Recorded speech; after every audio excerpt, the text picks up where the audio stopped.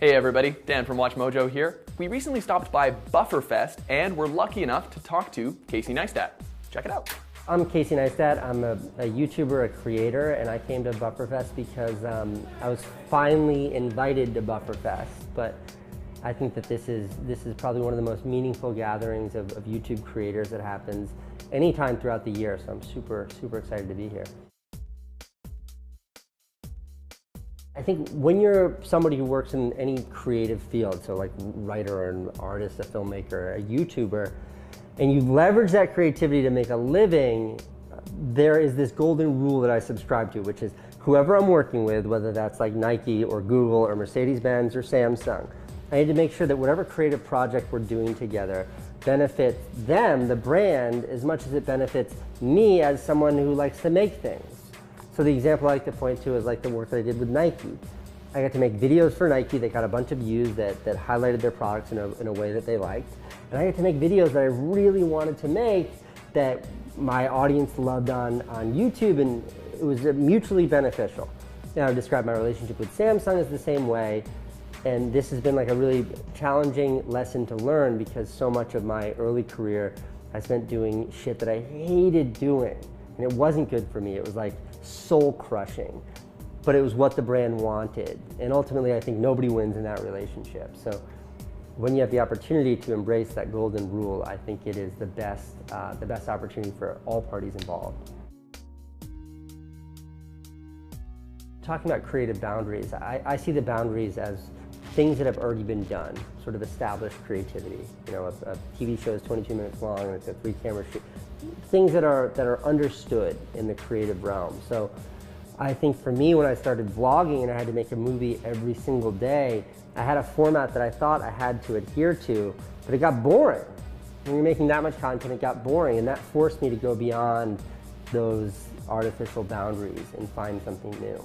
And I think that I've been very lucky that I get to work with brands that have afforded me that same opportunity. I think of my Mercedes-Benz campaign like 5 years ago. There we had so much creative freedom that we had to do things we had never done before. And because we had never done them before, they kind of never really been done before. So those boundaries got pushed back there as well. Expensive toys, expensive cameras are really fun, and they can make your images more beautiful. But ultimately, especially on YouTube, it is the creative behind that people subscribe to. It's somebody's personality. It's how someone expresses their creativity. And the truth is, like, if you're someone who's in a position to upload on YouTube, you're probably somebody who has a smartphone in one of your pockets, and that smartphone most likely has a camera, and all cameras today are good enough.